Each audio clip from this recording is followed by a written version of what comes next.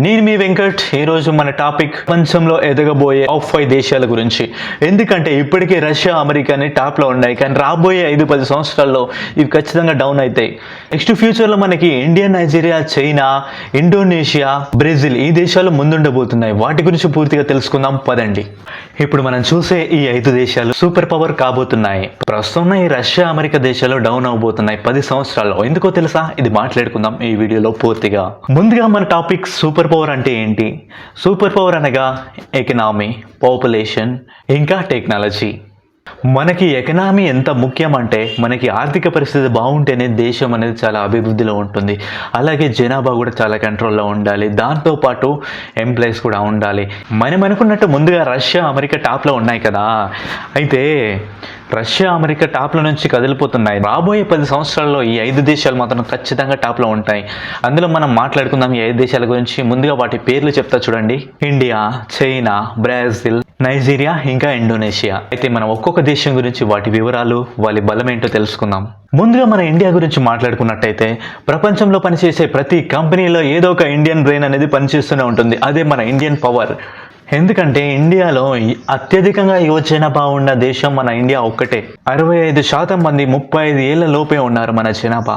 ఇంకా రాబోయే కాలంలో మన జనాభా యూత్ పాపులేషన్ సగటు దాదాపు 28 సంవత్సరాలకి పడిపోతుంది. ప్రతి సంవత్సరం లక్షలాది ఇంజనీర్లు, గ్రాడ్యుయేషన్ వస్తున్నారు మన ఇండియా నుంచి. ఎందుకంటే వాళ్ళకి ఇంగ్లీష్తో పాటు టెక్నికల్ స్కిల్స్ కూడా చాలా ఉంటున్నాయి. ఇది మన గొప్ప విషయం. ప్రపంచ బ్యాంకులు, ఇంకా యుఎస్ కంపెనీలు కూడా చాలా వరకు మన ఇండియా మీదనే ఆధారపడుతున్నాయి. ఇది మనకి చాలా గర్వించదగిన విషయమే. ఎందుకంటే ఇలాంటి పెద్ద పెద్ద కంపెనీలు కూడా మన ఇండియా మీద డిపెండ్ అవుతున్నాయి అంటే మన ఎంప్లాయీస్ పవర్ చాలా ఉంది. యువత, ముందుగా మనకి యువత అనేది వేగంగా నేర్చుకునే శక్తి కలిగి ఉన్న మన దేశం ఇది.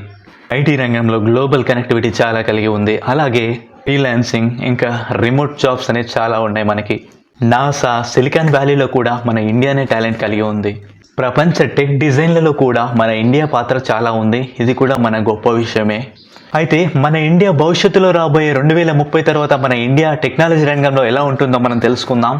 భవిష్యత్తులో రాబోయే 2030 తర్వాత కూడా మన ఇండియా అనేది ఏఐ, సెమీ కండక్టర్, ఇంకా స్పేస్ టెక్లో కూడా చాలా అభివృద్ధి చెందబోతుంది. చూస్తారు కదా మరో 5 సంవత్సరాల్లో మన ఇండియా అభివృద్ధి ఎలా ఉంటుందో కూడా.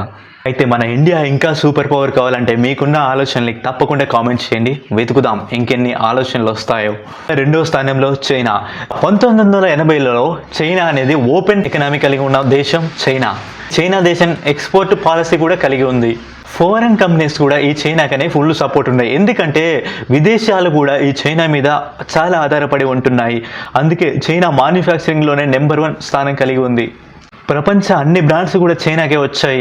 ఇంకా బ్రాండ్స్ విషయంలో కూడా చైనానే ముందుంటుంది. ఈ చైనాలో కొన్ని కోట్ల మంది కూడా ఫ్యాక్టరీలోనే వర్క్ చేస్తున్నారు. ఇది కూడా చైనా వాళ్ళకి చాలా పెద్ద విషయమే. జనాభాలోనే కాదు, అభివృద్ధిలో కూడా చైనా అనేది చాలా దూసుకుపోతుంది. ఇప్పటికే 5G రంగంలో కూడా ఉంటుంది.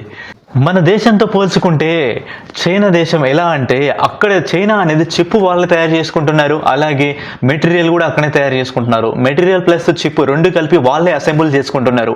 దానివల్ల చైనాలో అనేది వాళ్ళకి చౌకగా మొబైల్స్ కానీ ఇంకా ఎలక్ట్రానిక్స్ కూడా దొరుకుతున్నాయి. అదే మన ఇండియాకి అయితే ఇంపోర్ట్ చేసుకుంటాం కాబట్టి చాలా వరకు రేట్లు, ట్యాక్సెస్ పడుతున్నాయి. ఇది మనకి చాలా నష్టమే. నెక్స్ట్ రాబోయే 5 సంవత్సరాల్లో 2030 కల్లా దాదాపు ఏఐ, ఇంకా రోబోట్స్ వీటి విషయంలో కూడా మనం ఆశ్చర్యపోనక్కర్లేదు. ఎందుకంటే చైనా పవర్ అలాంటిది. ఎక్కువ క్వాలిటీ వస్తువులు కూడా తక్కువ రేట్కి లభిస్తున్నాయి. భవిష్యత్తులో చైనా ఈవీ, ఎలక్ట్రానిక్స్, చిప్స్ వీటి రంగంలో ఇంకా పవర్ఫుల్ కాబోతుంది. అడ్వాన్స్డ్ టెక్నాలజీ కలిగి ఉండబోతుంది. మన ఇండియా దేశం భవిష్యత్తులో చైనాని రీప్లేస్ చేస్తుందా? కామెంట్ చేయండి. మూడవ దేశంగా బ్రెజిల్ గురించి మాట్లాడుకుందాం. మీరు తాగుతున్న కాఫీ, మీరు వాడుతున్న ఫోన్లో ఉన్న ఐరన్ కూడా ఈ దేశం నుంచి వచ్చిందేమోనేమో, ఎవరికి తెలుసు. ఎందుకంటే ఇక్కడ ఖనిజ సంపదలు చాలా ఉన్నాయి. ప్రపంచంలో ఎక్కువ ఖనిజాలు ఉన్న దేశంలో బ్రెజిల్ ఒకటి. విస్తీర్ణ పరంగా చూసుకుంటే ప్రపంచంలోనే 5వ స్థానంలో ఉంది ఈ బ్రెజిల్ దేశం. వ్యవసాయంలో కూడా చాలా ముందుంది. ప్రపంచంలో మనం పీల్చుకున్న గాలిలో 4లో 1వ వంతు దాదాపు 24% వరకు నుంచి ఎక్స్టెన్ ఈ అమెజాన్ అడవుల నుంచే వస్తుంది మనకి. ఎందుకంటే ఇక్కడ ప్రపంచంలోనే అతిపెద్ద నది అయిన అమెజాన్ రివర్ కూడా ఇక్కడే ఉంది. ఇక్కడ విస్తారమైన నదులు, వర్షపాతాలు చాలా ఉన్నాయి. ప్రపంచంలోనే నెంబర్ 1 కాఫీ, నెంబర్ 1 షుగర్ ఇక్కడే తయారవుతున్నాయి. ఎందుకంటే ప్రపంచం అంతటా వర్షాలు ఎక్కువగా కురిసేది కూడా ఇక్కడే. ఇంకా ఎగుమతుల విషయానికి వస్తే సోయాబీన్, మొక్కజొన్న, బీఫ్ ఇలాంటి పంటలన్నీ ఎగుమతి చేస్తున్నాయి. నిజంగా ఈ బ్రెజిల్ గురించి చెప్పాలంటే ఏడాది పొడవునా పంటలే పండిస్తుంది. బిగ్ ఫుడ్ బాస్కెట్ అని కూడా అంటారు. గోల్డ్, బాక్సైట్, ఆయిల్ వీటిలో కూడా నెంబర్ 1 స్థానంలోనే మన బ్రెజిల్ ఉంది. బ్రెజిల్ దేశంలో అడవుల విస్తరణ చాలా ఉంది. దీనికి ఇంకా పోటీగా ఉన్న దేశం మీరు ఏదో కనుక్కుంటారా?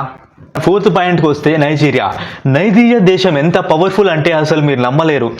2050 నాటికి అమెరికా జనాభాని నైజీరియా దాటుతుందంటే మీరు నమ్ముతారా? కానీ ఇది నిజం. ఎందుకో తెలుసా? అలా ఉంది దీని నైజీరియా జనాభా వేగం అనేది. ప్రస్తుతం దీని జనాభా 22 కోట్లు. అంటే ప్రపంచంలోనే 6వ స్థానంలో మన నైజీరియా దేశం ఉంది. ఇక్కడ చనిపోయే వాళ్ళకంటే కూడా పుట్టుక జనాభా బర్త్ రేటే చాలా ఎక్కువగా ఉంది. ఇది చాలా ఆశ్చర్యకరమైన విషయం. అందుకే నైజీరియా దేశం అనేది చాలా వేగంగా పెరుగుతుంది జనాభా విషయంలో. ఇక్కడ యువత శాతం కూడా చాలా ఎక్కువగా ఉంది. ఎందుకంటే 70% 30 ఏళ్ల లోపే ఉన్నారు జనాభా. ఇది వాళ్ళకి చాలా గర్వించదగ్గ విషయం. ఎందుకంటే ఉద్యోగాలు చేసుకోవడానికి చాలా అనువైన వయసు అది. ఇక్కడ ఉన్న సగటు వ్యక్తి వయసు 18 సంవత్సరాలు. జనాభా పెరగడానికి ముఖ్యంగా 3 కారణాలు ఉన్నాయి. ఒకటి, ఇక్కడ వేగంగా మ్యారేజ్ చేసేసుకోవడం వల్ల. నెక్స్ట్ రెండవది, ఇక్కడ హెల్త్ కేర్ అనేది చాలా ఉంటుంది. అందుకే మరణాల సంఖ్య చాలా తగ్గింది. ఇక్కడ ఎడ్యుకేషన్ కూడా మహిళలకి ప్రత్యేకంగా ఉంటుంది. ఇది ఒక కారణమే. నైజీరియా దేశంలో జనాభా విషయానికి వస్తే ఇది ప్రమాదమా లేకపోతే అవకాశం అనే విషయం గురించి మాట్లాడుకున్నట్టయితే ఇక్కడ భారీగా వర్క్ ఫోర్స్ ఉన్నాయి. అలాగే పెద్ద పెద్ద మార్కెట్స్ కూడా ఉన్నాయి. కన్జంప్షన్ పవర్ కూడా ఉంటుంది. నాకు తెలిసినంత వరకు నైజీరియా దేశంలో జనాభా అనేది భవిష్యత్తులో నష్టమైతే కాదు. ఎందుకంటే కంపెనీస్ ఎక్కువగా పెట్టి వర్క్ ఎంప్లాయీస్ కూడా ఎక్కువగా ఉంటే జీడిపిలో కూడా ముందుంటుంది. అందుకే జనాభా పవర్ని ఇలా కంపెనీస్ పవర్కి ఇన్వెస్ట్ చేసి బాగా ఉపయోగించుకోవాలి. నిరుద్యోగత కూడా తగ్గించుకుంటే నైజీరియా ముందుంటుంది. ముఖ్యంగా పేదవాళ్ళు అనేవాళ్ళు ఉండకుండా చేసుకుంటే ఇంకా బాగుంటుంది. అయితే మీరు నైజీరియా గురించి మీకు తెలిసిన విషయాలు ఇంకేమున్నాయో మాకు చెప్పండి, కామెంట్ రాయండి. నైజీరియా దేశం ప్రపంచాన్ని ఎందుకు ముఖ్యం అది కూడా కామెంట్ చేయండి. మనం పెద్దగా పట్టించుకునే దేశాల్లో ఇండోనేషియా ఒకటి.